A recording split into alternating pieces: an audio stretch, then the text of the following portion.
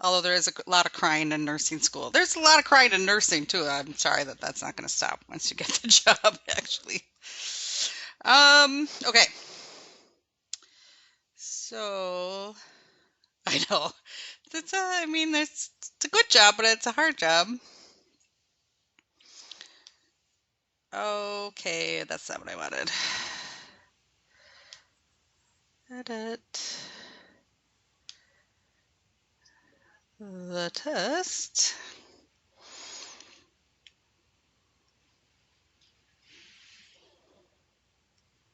Sorry, just getting to the first math question. Okay, so here's the first math question. Patient has a PE.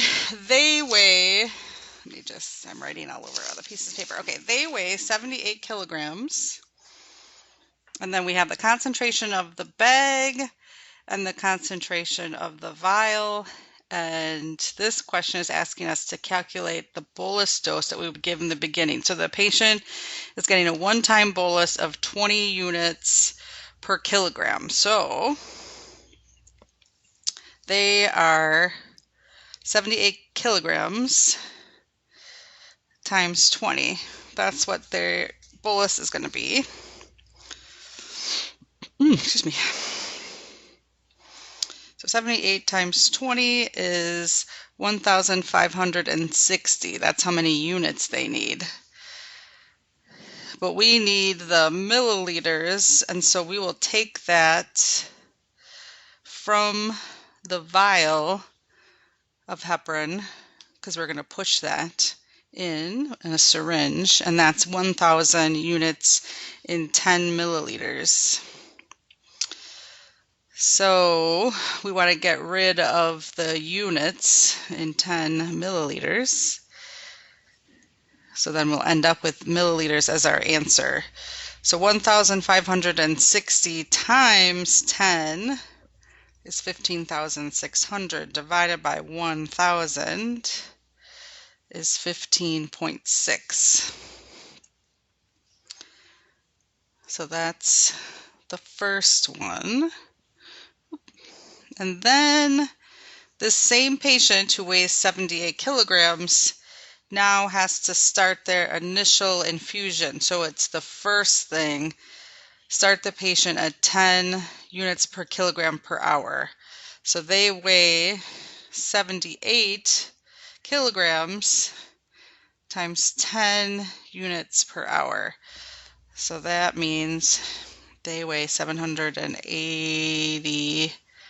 They're going to get 780 units per hour, but we need it in milliliters an hour. So we have to use the infusion bag, which is 25,000 units in 500 milliliters. 25,000 units, 100 milliliters. So we can get rid of units and will be milliliters per hour.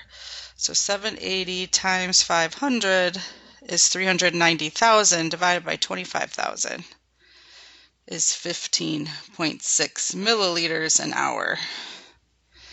So that's that one. The next one, which is one of the ones that was fixed because that was the incorrect answer was there. The patient, this is the new patient, so they were 220 pounds, which is actually 100 kilograms.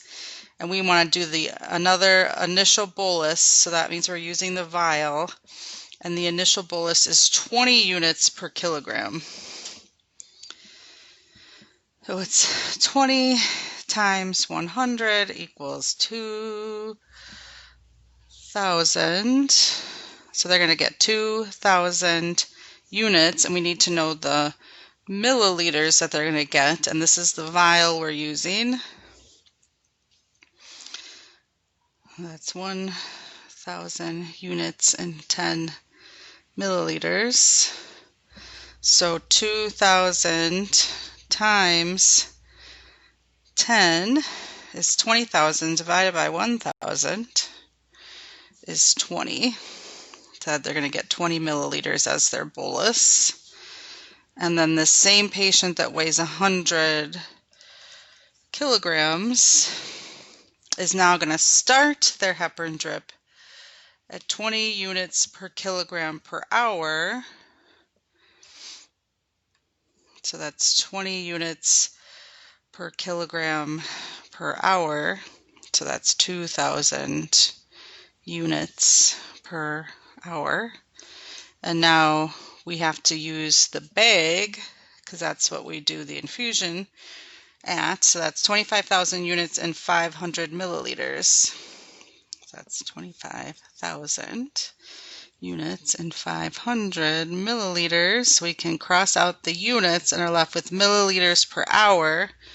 So 2,000 times 500, which is a million, divided by 25,000 is 40. So then now we're with the same patient. And at this point, sorry, go ahead. When the patient, when the problem asks for, how do I say it? Does the problem ask for something specific where you're going to factor in the weight? Because those last two, it didn't even look like you factored in the weight. Oh, I did, because so this one with the bolus, this weight is 220 pounds, which is 100 kilograms. So I started out, I had to give the bolus was 20 units times 100 kilograms. So that was here, 20 units times 100 kilograms. That means I had to give 2,000 units.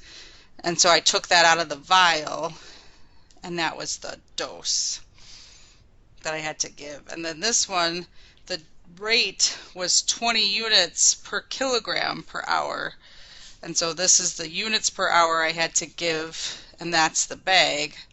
So here's the infusion rate.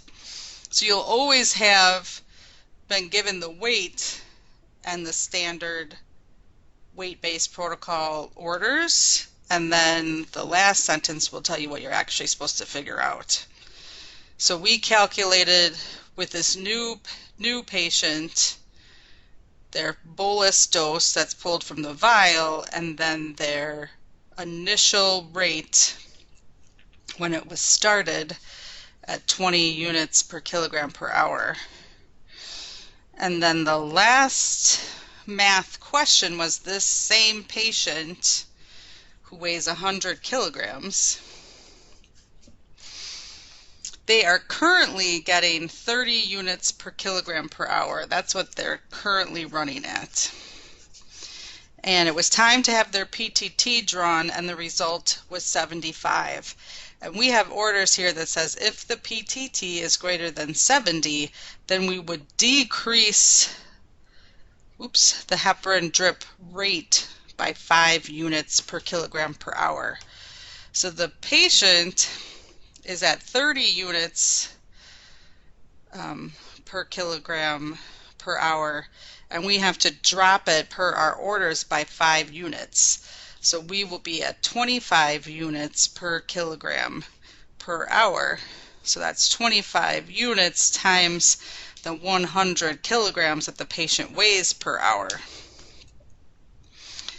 So we will be.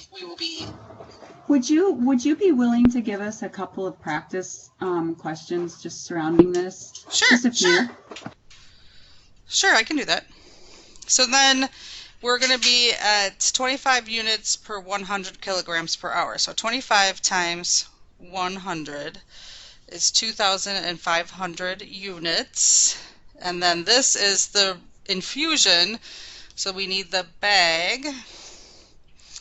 So that is 25,000 units in 500 milliliters. So then we're going to be milliliters an hour. So 2,500 times 500 is 1,250,000. Divided by 25,000 is 50 milliliters an hour. So Yes, I can give you a practice one that we did last year. The other thing you can do is just Google weight-based protocol math. You'll get like 7,000 math sheets. But I can do both. So that is the answer to those math questions. Does anyone have further questions now that they've seen it? No, it makes sense now that I've seen it. Okay. I was unfamiliar with the taking it from the vial. I should have known better. Oh, okay. So those are those. So today, what we're gonna do is, so we kind of got through just the review of the exam.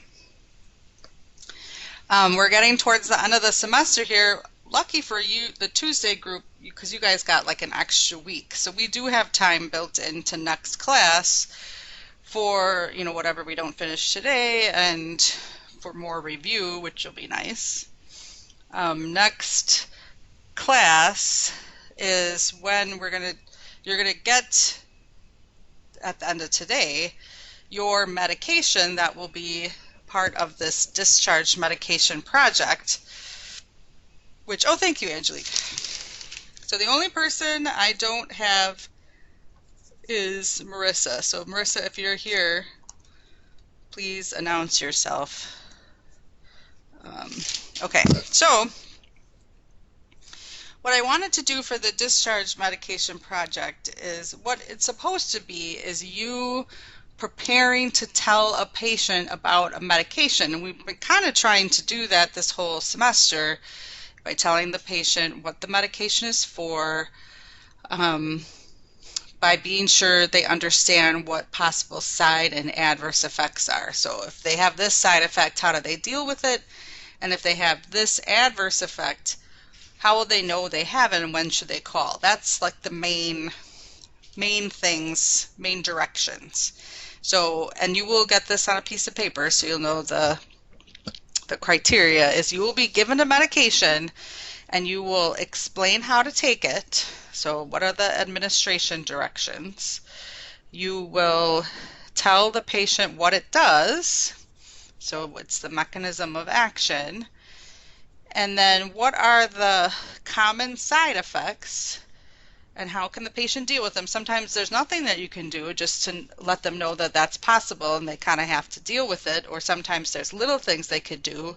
Like if something's hard on your stomach, you could drink some milk. If something is drying to your nose, you could do something to moisten the membranes. Something that's possible to help them. And then adverse effects. How will they know they have those? Like say it caused liver toxicity, then how would they know they have that so they know when to call the provider? So that's, the things we've been talking about for medications to begin with. And people will get assigned a medication. What I'm showing you on the screen right now is the final exam study guide, which will also be posted. And everyone in the class will be assigned one medication is a medication that's also on this study guide. So it's helping everybody study for the exam. So next class, when it is your turn, you would tell us, like we're your patient, that information. This is this medicine, this is what it does, these are the side effects and how to deal with it, these are the adverse effects, and when you should call the provider. And then, so that's part of it. The other part, which we'll also do in class, so you don't have to worry about an extra assignment, is the discussion board. So one person will be assigned a medication, and a second person will be assigned that same medication to be someone to ask a question.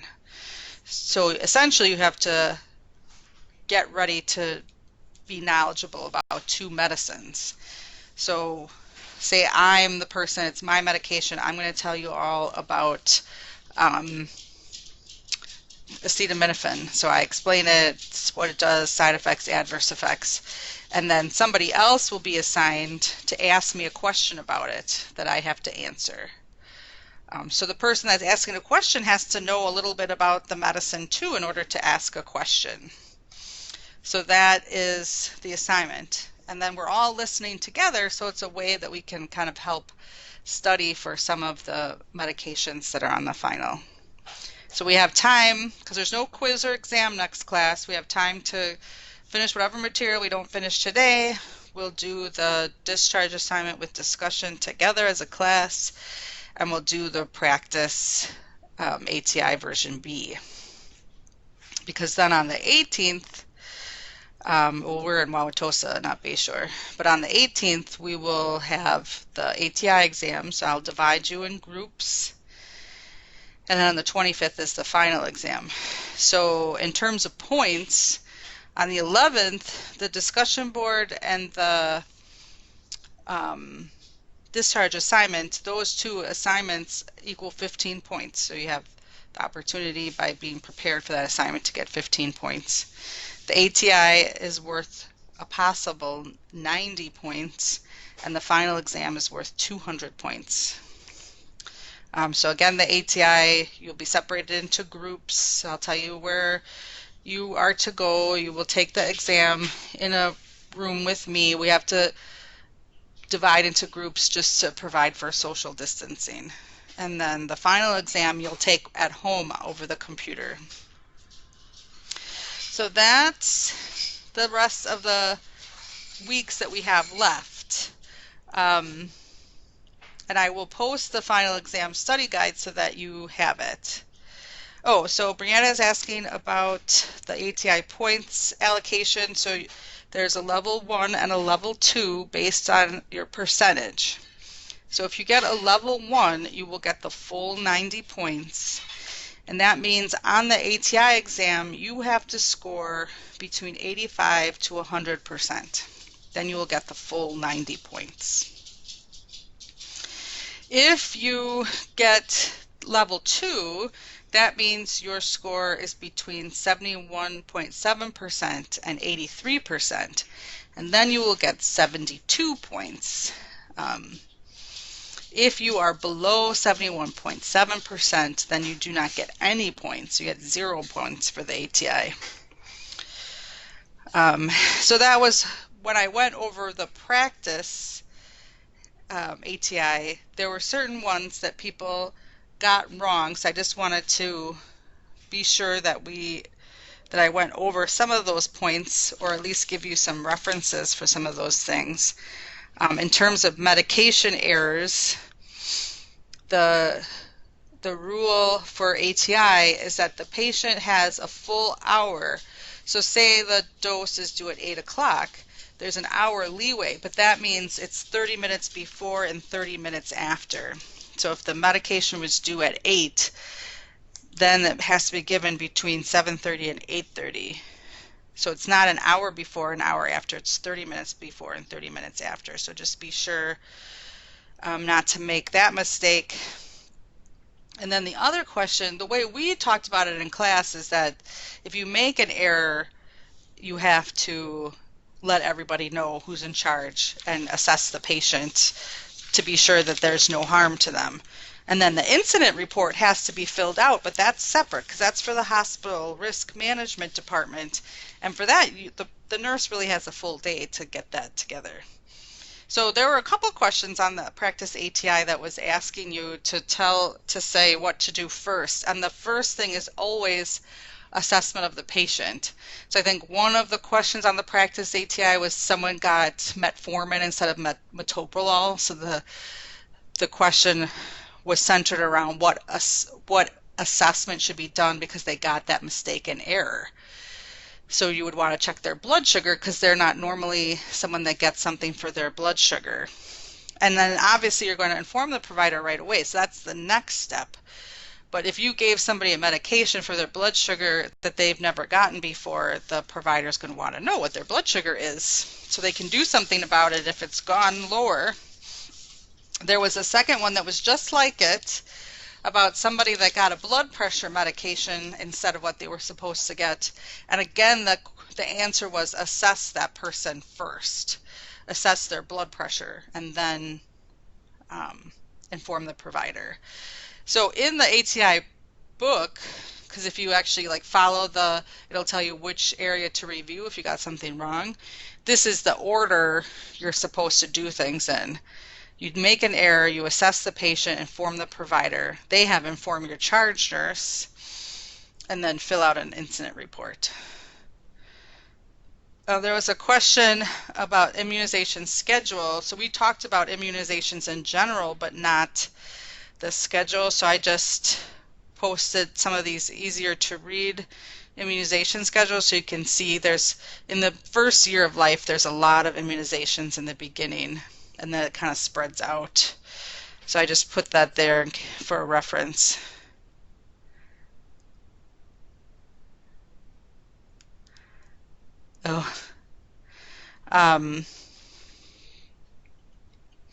And then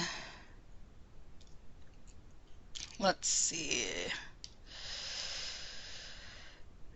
The other question there was a question about an antibiotic and what medication to give first for an allergic reaction. And their advice is to always give, if there's any breathing issue, then you should always give epinephrine first. I think it was trying to see if you would see the distinction between what epinephrine does in an allergic reaction and what albuterol does, because you're thinking like airway. But in an acute allergic reaction the airways are clamped down, so you give the epinephrine that opens up the airways, as well as supports the blood pressure. So an anaphylactic reaction, epinephrine is always given first.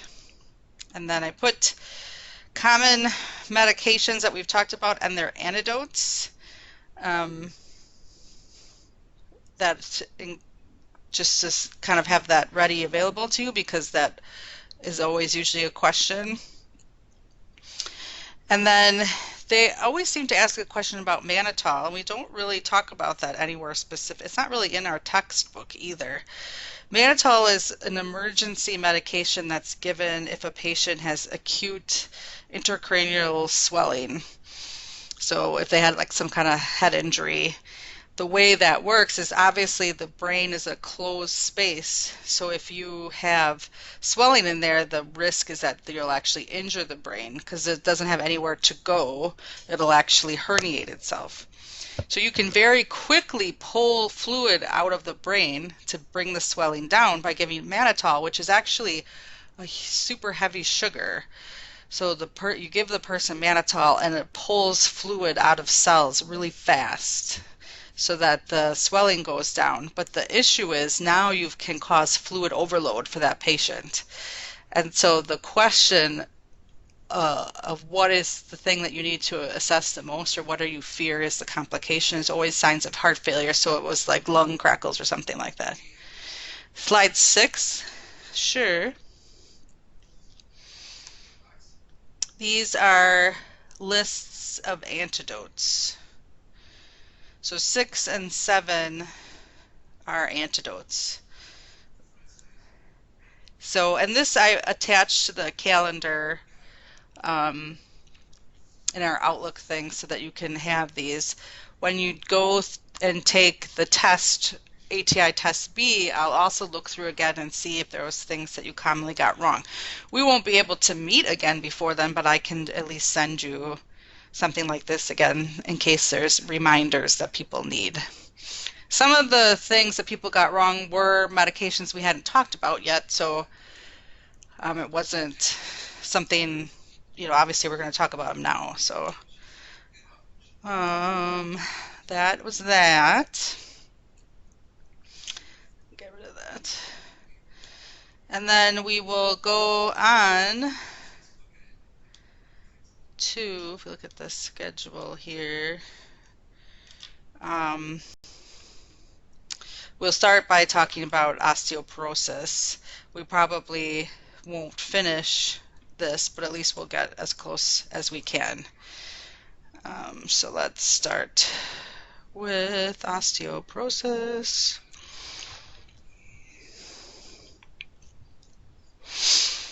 So this group of slides are medications that can be given for osteoporosis. 2 of them are also given for calcium management because management of bone health and management of calcium are very closely related. Because bones are made up of several types of cells, and they're also made out of inorganic compounds or salts such as calcium and phosphorus. So the calcium and phosphorus, the bones are a place that we can store extra calcium if we need it. And so that's sometimes why we break bones down on purpose in order to release that calcium. But we also are constantly in a balance between growing bone and breaking down bone. Every 4 months, you actually replace your entire skeleton. You certainly would have more activity in the osteoblasts, which form cells, and the osteoclasts, which break down cells, if you were at an area that was injured in the body, like you fractured something. But you're constantly recycling your bones, just like every cell wears out and you have to replace it. The same thing happens in the bones. So the first part looks kind of like a complicated slide, but what it's really trying to tell you is that the body is always trying to maintain a constant calcium level. And per ATI, that calcium level is about 9.5 to 10 milligrams per deciliter, but it depends on the lab you're in. Sometimes those numbers differ, but the body is constantly keeping a tight eye on how much calcium is in the bloodstream. And if the calcium level starts to get low, if the calcium starts to get less than 9.5, so the calcium is low, that is a trigger to release the parathyroid hormone, which is a gland that's on the thyroid gland. It's a separate gland, and it's responsible for keeping the calcium level up. So if that is released, it actually increases osteoclast activity in order to increase the amount of calcium available in the bloodstream, and it activates vitamin D so that we can increase calcium absorption from the intestine. So now we've increased calcium absorption from our intestine, and we've increased the amount of calcium that's been released from our bones. And then the last thing it does is it tells the body to keep calcium in the kidney instead of getting rid of it. So we do all those things, then we can keep the calcium level up. So calcium level gets too low, the body releases parathyroid hormone that increases the availability of vitamin D, so we get more calcium from the intestine.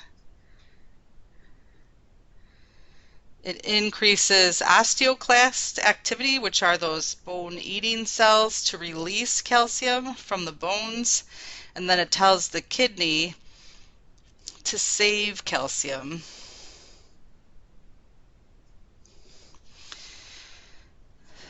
So we need to keep a tight calcium balance. If the calcium level is too low, then the patient will feel tingling and spasms and twitching of the muscles. And then you could potentially have some cardiac dysrhythmias. So that's one of the big reasons why you don't want that to occur. So the patient will have muscle issues.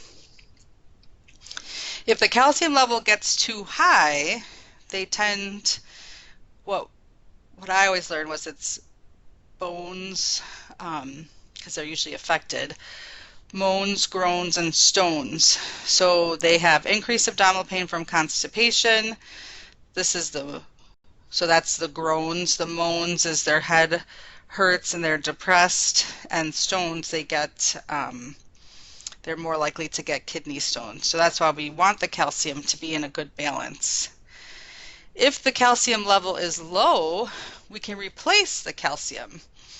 And so that's also one of the treatments for osteoporosis, because calcium increases the bone strength. And taking in a calcium supplement, besides replacing lost calcium and helping to treat osteoporosis, will also neutralize stomach acid, which we'll talk about when we get to the GI part. So our first medication that can also be used for osteoporosis is calcium replacement. And it could come in several forms, and these are all over the counter. Calcium carbonate is Tums. Calcium citrate is Citracal. All calcium works better which means that you absorb more of it if you also add vitamin D, because vitamin D increases how much calcium is absorbed from the intestine. So if I'm taking in an oral supplement of calcium and I increase vitamin D, then that I will absorb more of that calcium into my bloodstream, which is what I would want. So if you're using Tums, you have to chew then swallow, otherwise it won't absorb as well. If you're using calcium citrate, you can just swallow them. Take it with a full glass of water, and calcium is usually one of those medicines like antacids that will bind to other medications and alter absorption, so it's usually separated from other medicines. You could also give a medication for osteoporosis to treat hypercalcemia, because it'll eliminate calcium, and that medication is calcitonin. What assessment would you look for? In terms of the calcium levels? Crystal, is that what you're asking? Yes. So if I was worried that someone's calcium level was low, they could have palpitations, but one of the first things that they're going to complain about is numbness and tingling. So they'll feel tingling around their lips or their fingertips, or they'll have like muscle spasms. I don't know if you learned in physical assessment about like Chavatsky's sign, where you increase the blood pressure cuff and the arm twitches, or if you tap on the cheekbone, then their facial muscles twitch. But the earliest signs and symptoms of hypocalcemia is the tingling, numbness and tingling, and muscle spasms. For hypercalcemia, they will complain of headache and abdominal pain, and they're more likely to develop kidney stones. Oops. So we talked about replacing calcium if the calcium level is too low, and that's calcium citrate or calcium carbonate, and those medications can also be used to increase the strength of bones themselves, so you can use it to treat both. There is a condition where the person, usually their parathyroid gland isn't working correctly, and so their calcium level is too high. So then they're prone to kidney stones, abdominal pain, and headaches. And so we could give them a medication to help eliminate some of that calcium, which can actually also be used to treat osteoporosis, which is kind of weird. But that medication is calcitonin salmon, which is an intranasal spray. It's in a dark bottle that has to be refrigerated. You spray in one nostril daily. So usually people say even days, I'm going to spray the right nostril. Odd days, I'll do the left, something like that. So you always have to worry about medications that are nasal sprays, that they might be drying or hurt the nose. So this will, just like we said, treat osteoporosis and hypercalcemia. And the way calcitonin works is it inhibits osteoclasts. So that means we're going to decrease bone breakdown. So that's why it's helpful for osteoporosis, because we've stopped the breakdown of bones. But the reason it's helpful for people whose calcium is too high is, one, if we don't break down the bones, then we don't release more calcium into the bloodstream. And two, if we increase excretion of calcium in the kidneys, we get rid of more calcium, then we can also bring the calcium down. So we're going to stop breaking down bones and potentially, so that's our big side effect of this, is potentially cause hypocalcemia. So then that's a good question to ask, Crystal. What kind of symptoms will the patient have if they have hypocalcemia? Because that would be an example of them getting into the side to adverse effect. We also have to worry about nasal dryness. People that take calcitonin salmon, it is from fish. That's how the medicine is made. So if you're allergic to fish, you cannot take this. And if there's any question, they can do allergy testing ahead of time. So those are two medications that can be used for osteoporosis, but can also be used to maintain calcium balance. The next two medications that we're going to talk about are used for osteoporosis only. And just to be clear, osteoporosis means there's an imbalance in bone building and bone breakdown, so the bones get thin. And these are reasons why bones can get thin. It's mostly common in menopause, but it is associated with some lifestyle characteristics. It can occur with men too as they get older and have a decrease in testosterone. And it certainly can be a side effect of medications. All those glucocorticoids can cause osteoporosis. So medications that can be used for osteoporosis, well, we already talked about these two because they are part of calcium balance. Calcium supplementation with vitamin D would be better, or calcitonin. The next two are Relaxifene and Alendronate. So Relaxifene is a member of the family of medication called SERMs, which are selective estrogen receptor modulators. And we did talk about one SERM because it's used in treatment of breast cancer, and that was tamoxifen. These medications are estrogen receptor modulators, so they don't block all estrogen receptors and they don't activate all estrogen receptors. They do a combination of both. So Relaxifene activates estrogen in the bones, which decreases bone breakdown. So then you decrease, especially postmenopausal related. We lost you for a minute. Oh shoot. What did you last hear? Just can you start right after you started writing that to Tamoxifen? Tamoxifen? Sure. Yeah, because you kind of went out after that. Okay, thanks. So we talked about tamoxifen as a treatment for people with breast cancer, and especially if their breast cancer was sensitive to estrogen, because some people, estrogen promotes the growth of breast cancer. And so that's why that medication is used. Relaxifene, or what's called Evista, is in the same family as tamoxifen. It also is a selective estrogen receptor modulator, just slightly different. It activates estrogen in bones, which is what helps with osteoporosis, and it blocks estrogen in the breast tissue like tamoxifen does. But I'm not sure if you remember, but the biggest risk of one of the big risks of tamoxifen was that it could lead to uterine cancer for tamoxifen only, because it actually activated estrogen in the uterus, whereas Relaxifene doesn't do that. It does not activate estrogen in the uterus, so we don't have to worry about the uterus. We just are hoping to help the bones. And so the person should still continue to do things that encourage bone growth, like taking calcium and vitamin D supplements, like doing weight-based exercises. You would have to separate this medication from calcium supplementation only because that would change the absorption. But you still want them to do that. And they would take this medication every day with or without food. The main side effect that people notice is hot flashes. The main adverse effect is DVT and PE.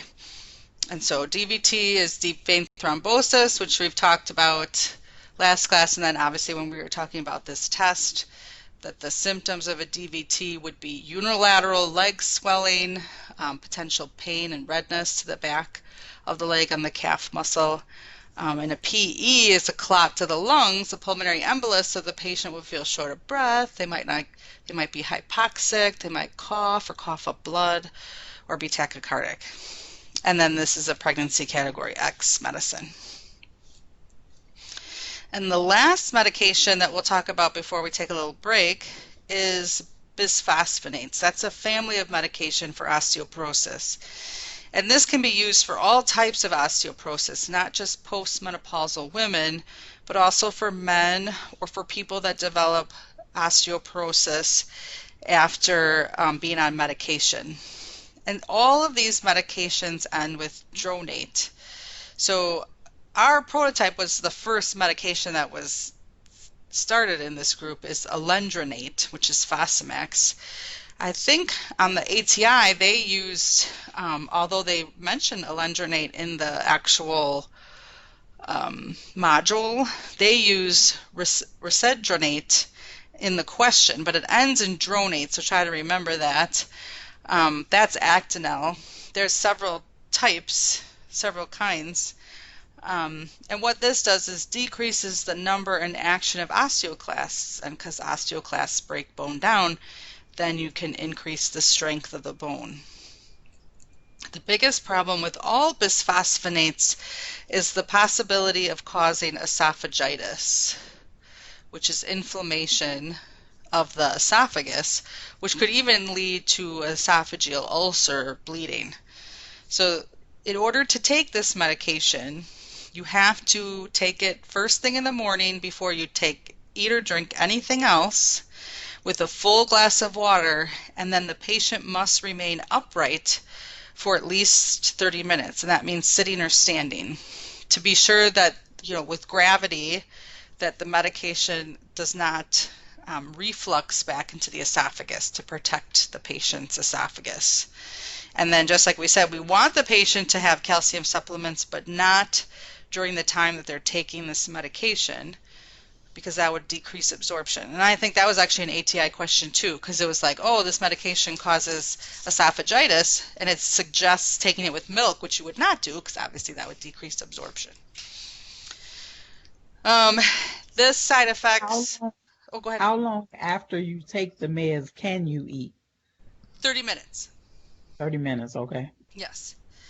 And then side effects are, they might have some muscle and joint pain, different from when we talked about atorvastatin. Remember that statin drug for cholesterol? We talked about how muscle and joint pain can occur, but sometimes it means the muscle is actually being broken down. That does not occur. It just is some pain. So they should use like a mild over-the-counter pain medicine like Tylenol. The biggest things we worry about when they're on alendronate is either that esophagitis or they might have some vision change or eye pain.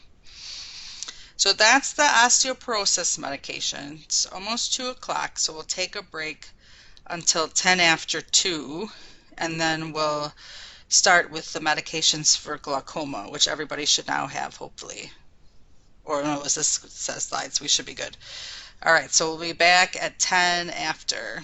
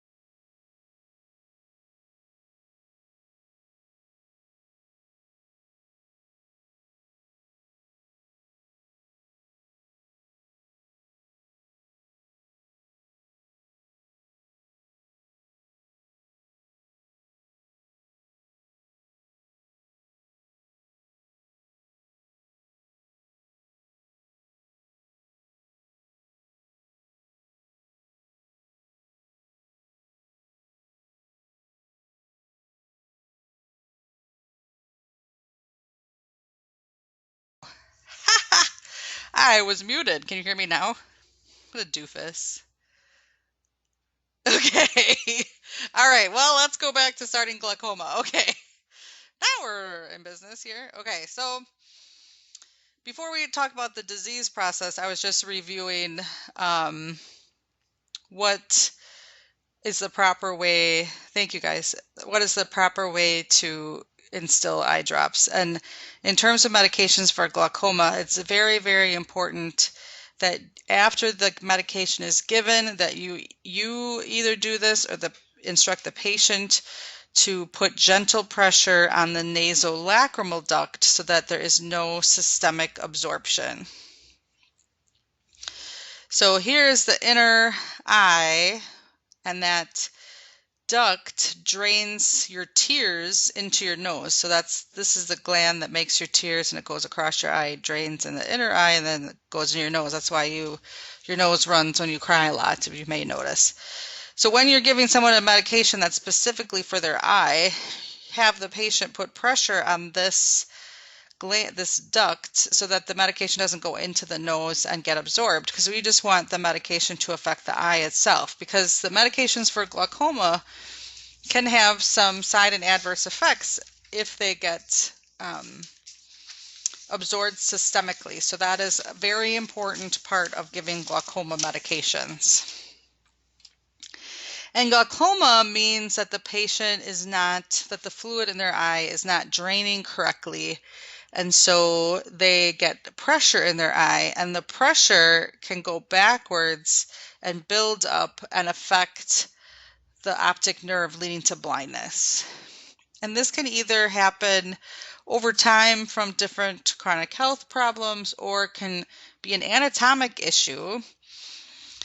So, and the issue is an increase in intraocular pressure, and that pressure is then on the optic nerve, which can lead to blindness. And it's either that there's too much fluid or it's not draining, or a combination of both. So in this part of the eye, fluid is being made in order to keep, it's supposed to be kind of a wet area, and it's supposed to be bathing and protecting the retina. And when the fluid is made, it gets recycled and goes through, this is what this is showing you, that the fluid that's in the eye is going through the lens and pupil, and it's supposed to deposit in this little trabecular network so that it can go into the veins and be absorbed by the whole body. And this should be a constant process, that you're making the fluid that bathes the retina, it's going through and being recycled in this little trabecular network. If there's too much fluid, or there's a block in here, and it's usually the blockage that is the worry, then the fluid is still being made, it builds up, causes the pressure. And we talked about glaucoma because medications that activate the sympathetic nervous system cause the pupil to dilate. And when the pupil dilates, that means the iris widens, and that can sometimes cause a problem with drainage, especially if the person already has glaucoma. So that's why we were trying to avoid those medicines. So if we want to decrease the pressure in the eye, we can try to decrease the production of fluid or enhance the drainage of fluid, because we want to bring that pressure down. So these are the medications that can be used in order to treat glaucoma. Latanoprost is a medication that works to decrease intraocular pressure by increasing the outflow of that humor, which is the fluid in the cornea. So it's actually going to promote drainage. That's the fancy way of saying that. It's going to help the fluid drain out better. So you give usually 2 drops. You instill 1 drop, wait 5 minutes, and then instill the second drop. And it might just be one eye that has the problem, or it could be both eyes, depends on the patient. So before they even give the medicine, they should take contacts out, and they should wait to put contacts back in for at least 15 minutes. They can have issues with darkening of the iris, a feeling like that they're almost like they have allergies of their eye, itching, swelling, and sometimes it can increase the length of their lashes. But this medication, if absorbed systemically, can increase the risk for infections, cause chest pain, or muscle and joint pain. So that's why all of these medications will have these lists of what happens if it's systemically absorbed. So that goes back to the point of being sure that the person blocks this nasal lacrimal duct.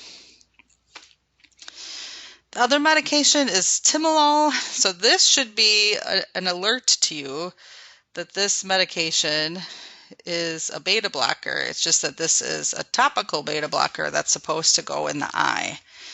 And this medicine decreases the formation of aqueous humor, decreases the fluid production. So oftentimes these medications are given together because this helps the drainage and this one decreases the fluid. This is also given 1 to 2 times per day and may take a couple weeks to work. Same kind of side effects, irritation to the eye. But if it absorbs systemically, then we have to worry about what happens when we block the sympathetic nervous system, specifically the beta receptors. So we have beta receptors on our heart and in the lungs. And if we allow the sympathetic nervous system to activate, the heart rate goes up, which can bring the blood pressure up, and the lungs can open. But if we're blocking beta receptors and we allow this medication to systemically absorb, then the heart rate goes down and the blood pressure goes down, and the lungs can't dilate, which can lead to bronchospasm or shortness of breath or coughing.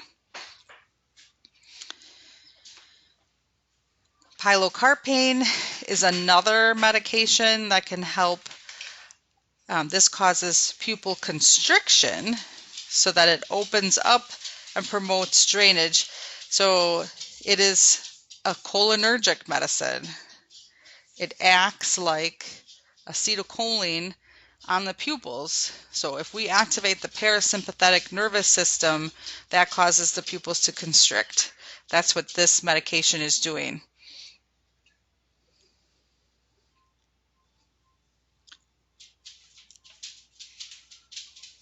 Can you repeat what you just said? Sure, hold on 1 second. Is somebody at the door? Is somebody at the door? Somebody is at the door. 1 second here, guys.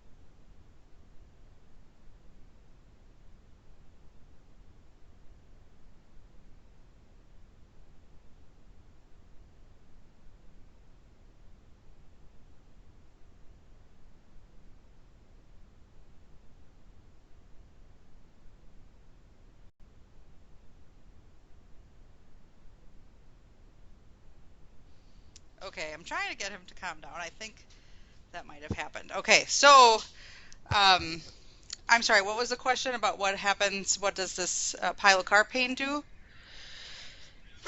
Shh. I'm sorry. Just when you were talking, you had that sentence where it acts like acetylcholine on the pupils, and you kind of just explains that background on it. Could you do that one more time? Sure. So the parasympathetic nervous system uses acetylcholine just like the sympathetic nervous system uses epinephrine and norepinephrine.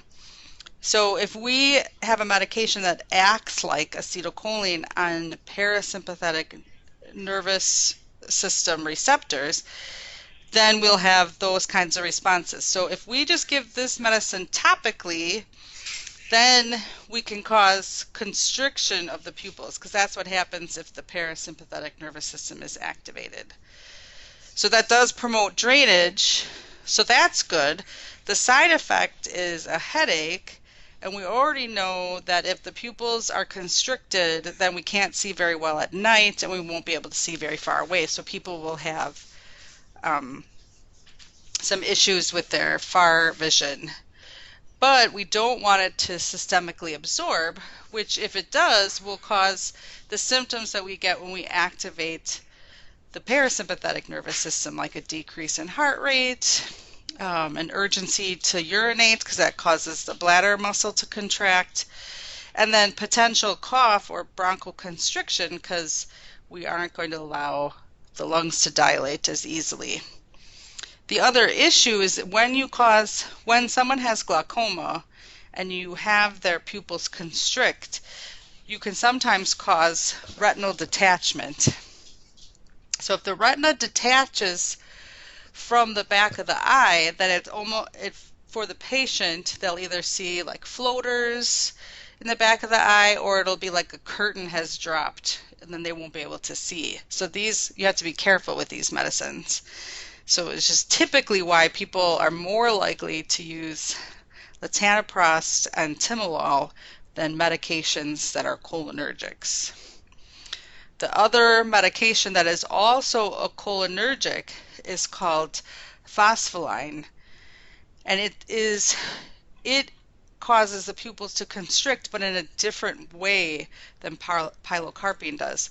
Pilocarpine acts like acetylcholine on cholinergic receptors on the pupil, but Phospholine increases the availability of acetylcholine that our body already has because it's a cholinesterase inhibitor. It inhibits acetylcholine destruction. It inhibits that enzyme that breaks acetylcholine down. So we still have the same effect, that we have constriction of the pupils, which should promote drainage, and we still have the same side effects and systemic effects, potential adverse effects, because we're still doing the same thing. We're causing the pupils to constrict. So they might have a headache, they might have decreased night vision, they might have decreased far vision, and if it's absorbed, we're still activating the parasympathetic nervous system, so they might have symptoms of bradycardia or urinary urgency or bronchoconstriction, and because we're causing the pupil constriction, we could still have retinal detachment. The extra issue with this medication is it could lead to cataracts if used in the long term. So then it might help glaucoma, but it actually clouds up the lens, and so they still have trouble seeing. So that's the glaucoma medications. And then for the last bit of time here, we can talk about the GI medicines. So does anyone have any questions about the glaucoma medicines? Do they ever give more than one glaucoma medicine at a time? Yes, they usually actually give 2. And in general, there's less people that use the cholinesterase ones, or the ones that increase acetylcholine. They're more likely to use the first 2 that we talked about, the latanoprost and the timolol, or a combination of those classes of medicines. Okay, so then we'll talk about GI. And this is where we will at least start. Specifically, the medications that we're going to talk about are actually more to do with what is on the ATI instead of our textbook, just so we can focus on those things. And it is peptic ulcer disease, and that treatment is commonly the same as that we use for GERD or gastric esophageal reflux, and then constipation and diarrhea. So the first group of medications that we're going to talk about are medications that are used to treat ulcers. And so the first picture is the picture of a healthy stomach. This is where the esophagus, where the esophagus and stomach meet, and then where the small intestine and the stomach meet. So some people will have symptoms that feel similar to an ulcer if this is too weak, that esophageal sphincter, and the stomach acid refluxes into the esophagus, then they will have pain kind of similar to if they had an ulcer. Sometimes if there's an increase in stomach acid and a decrease in the protective barrier or the mucus, then people will get sores, essentially, or erosions in the stomach or first part of the small intestine. And peptic ulcers could mean the stomach or the duodenum or duodenal area. These are some of the risks that are associated with peptic ulcer disease. It does tend to run in families. Things that irritate the lining of the stomach can increase the risk of ulcers, like smoking and caffeine. We know that platelet inhibitors like Plavix, clopidogrel, and aspirin, as well as the other NSAIDs that inhibit COX-1, will increase issues with the stomach lining. Because if we inhibit COX-1, that means we increase stomach acid and decrease mucus in the stomach, so it's more prone to injury. The other thing, which is sometimes why people get antibiotics for their ulcers, is because they might have a weakened stomach lining related to an H. pylori infection. H. pylori is a bacteria that is found in water, and because of its shape, it's shaped like this with little flagella, kind of like that. This part of the bacteria actually eats away at the lining of the mucus and makes the stomach very vulnerable to injury. So there's a lot of medications that people can use to treat peptic ulcers. Many of these medications, not all of them, but at least especially these first two, are also used in conditions like GERD or gastric esophageal reflux, or can be used in a condition like gastritis, which is just inflammation of the stomach before it becomes an ulcer. So the first medication is a histamine receptor antagonist. So in the respiratory unit, we talked about H1 receptor antagonists, which were histamine receptors that are near mucous membranes or blood vessels that, when triggered, cause the symptoms of an allergy, like itching, edema, extra fluid, sneezing, etc. There are also histamine receptors in the stomach that, when activated, increase stomach acid production. So if we block these receptors, then we decrease stomach acid production, which is what we want. And the ATI and our textbook mention ranitidine or Zantac as the main medication when talking about H2 receptor antagonists, except that this medicine was just recently pulled off the market. So they might mention ranitidine as in the exam, so I wanted you to know the name, but the only one that you can actually buy anymore is famotidine, which is Pepcid. It's the same family. The reason they pulled ranitidine or Zantac off the market is because it has an ingredient in it that actually causes cancer. So they got rid of it. Famotidine, from what I am aware of, does not have that same ingredient, and that's why it remains on the market. This medicine is given at night prior to bed.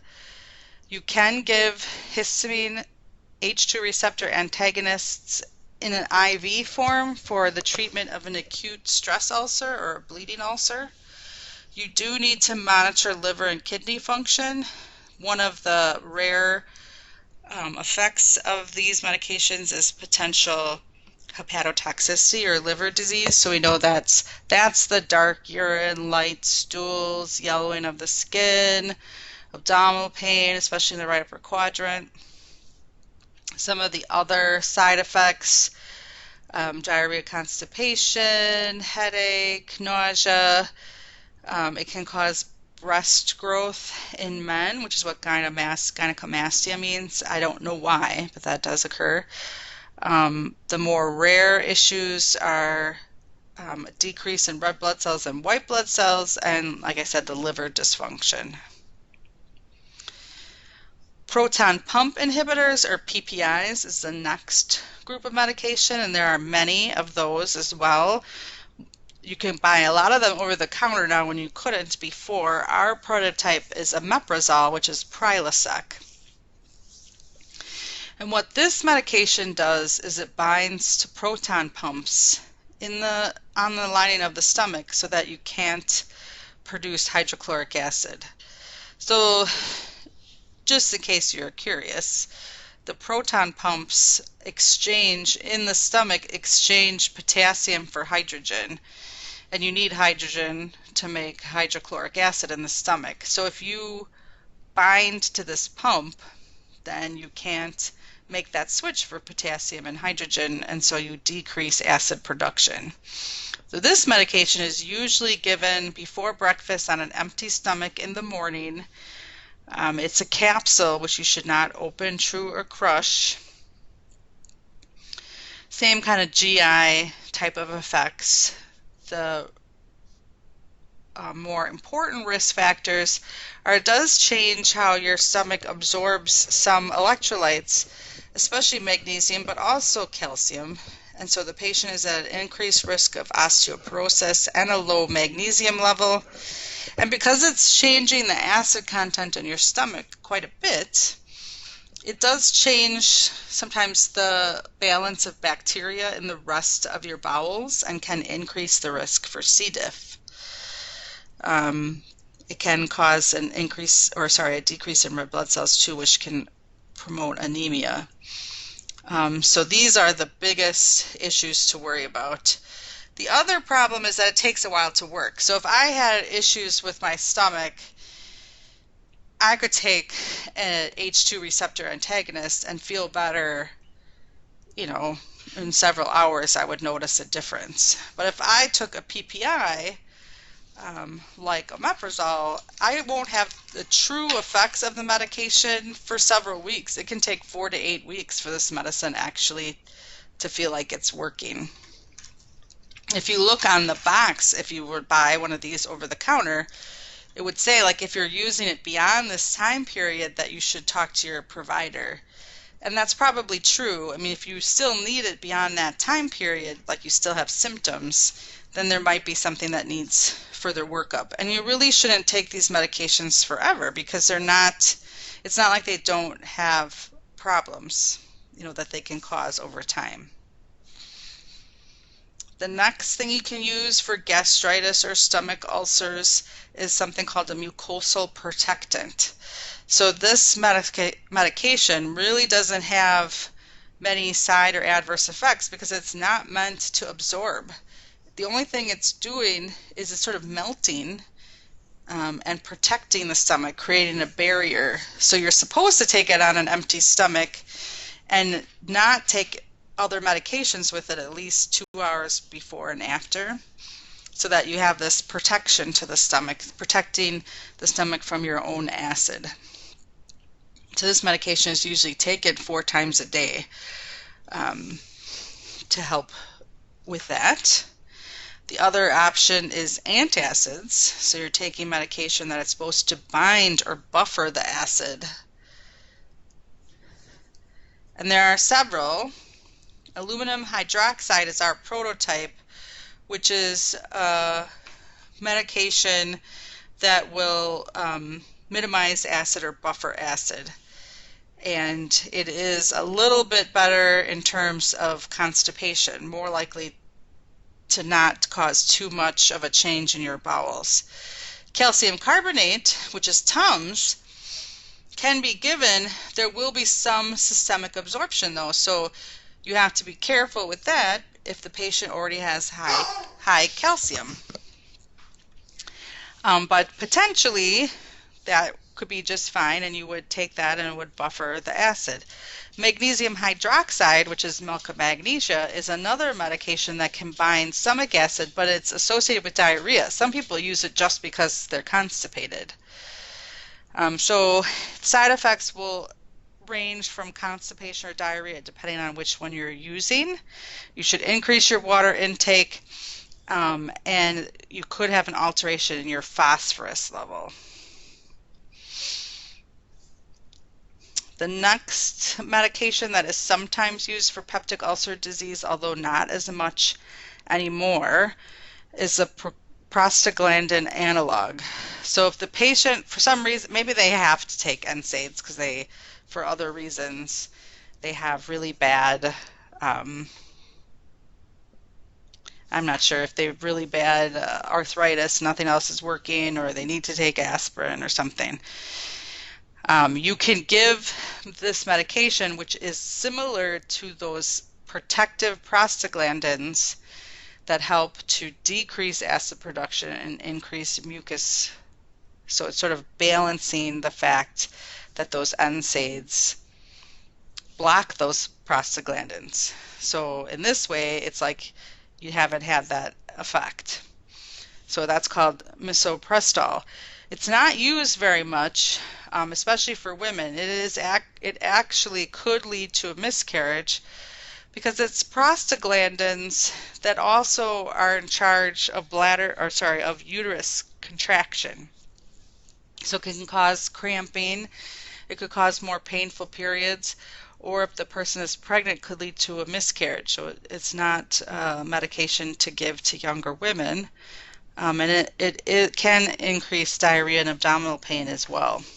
I have never seen this medication prescribed for that reason. I've actually seen it prescribed at higher doses in order to induce, as a way to induce abortion without having to do a surgical procedure. But that is one of its uses. Constipation, there are several medications, and what is important besides how they work is that that's a stepwise therapy. So when someone is constipated or is at risk of constipation, which we've talked about because lots of medications cause constipation, we especially talked about this with narcotics because those cause constipation, that you can give, the first thing to do is to increase water and fiber intake. And that is also the first thing to do in terms of constipation. And just like diarrhea, constipation has a specific, sort of patient-specific definition. So some people say, oh, that means that they have a bowel movement once a day or every other day. Some textbooks will say every third day. It's really what's normal for the person. I mean, some people normally only have one bowel movement a week. Some have a couple a day.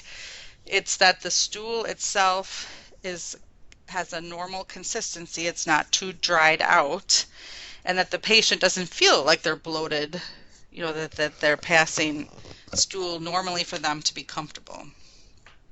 So the first thing to do is increase fiber, which will help to bind up the stool so it's a little bit easier to pass through the intestine. So some people will notice that they have an increase in cramping or even worsening constipation if they take fiber without water, because you need the water in order for the fiber to work to its fullest extent. So that's one important thing to mention. And it also depends on the form of fiber supplement you take. So it's better to take the powder supplements like Metamucil, which is psyllium essentially, which is kind of sort of like the material that's made from corn husks. It's not meant to be absorbed into your body at all. It's just supposed to help bind up your stool. Some people will take the Fibrocal pills instead because they might be easier or they might taste better because they don't really have any taste. It's just that they're not the same amount of fiber. If you take a serving of Metamucil, you'll get 5 grams of fiber. If you have one Fibrocal pill, that's only 875 milligrams. So you'd actually have to take 5 of them to actually get the same benefit as the powders. So they're much better. If that's not working, you could get over-the-counter stool softeners like Colace. And that's just gel. It's not meant to absorb at all either. The only thing it's supposed to do is make its way down to the intestine and sort of melt to increase the water and fat in the stool so it's easier to pass. So that shouldn't cause any side effects for the patient except to make it easier to pass stool. As you get lower on the list here, you're starting to qualify more as a laxative. These last two are laxatives, where they're actually trying to force the body to pass stool instead of doing more natural things to help the body. So the first one of these kind is what are called osmotic or saline laxatives. What they're trying to do is pull more salt water into the stool itself, which makes it easier. It also increases the cramping and peristalsis to get the stool to go through. Polyethylene glycol is a Miralax, and that's what that medicine does, which is also over-the-counter powder that you mix with another type of beverage. It's supposed to be tasteless. You can put it in water, coffee, juice, whatever. So the person will have more cramping with this because it's actually going to increase peristalsis. The most stimulant laxative is the last one, which is bisacodyl or castor oil, that actually are very irritating to the bowel and are trying to really increase the peristalsis, and people will have more abdominal cramping. The people that use the stimulant laxatives or even the saline laxatives are going to need to be closer to the bathroom. They're more likely to have a quicker result than if someone just tries to increase their fiber or water. Let's see. We'll talk about diarrhea, and then I think we'll stop there until then we can finish this off in the next class. So diarrhea, again, is kind of patient specific, but it has to do with an increase in frequency of stool as well as a change in consistency, meaning the stool is more watery. So you can use medications to slow the bowel, and that way more water is absorbed. The stool should get firmer and it should slow down peristalsis. That would be why you would use certain diarrhea medications. You can use Imodium over the counter, which is a weaker version of the medication that's listed here, which is Lamodal, diphenoxylate with atropine. It is a weak opioid because opioids slow down the bowel, and atropine gives it that anticholinergic effect, which also decreases peristalsis, and that will slow things down. So that's the medication that you might see on the exam. So if we slow down peristalsis, we allow more time for water to be absorbed, and the patient will have decreased stool. So we'll finish IBS and inflammatory bowel disease next class, as well as reproduction medications. And then, so that's what we will start with. We will do that medication, what is called the authentic discharge assessment, where you will be given a medication, tell us the directions, how it works, common side effects and how to deal with them, and common adverse effects and how to deal with those, when to call the provider, just like we would be your patient. and then another student will either give you feedback or add suggestions to your teaching or ask a question. So that assignment will go up at the end of today as well as the recording. I will look for other heparin math sheets for you to practice. And like I said, I did give those points back already for the exam.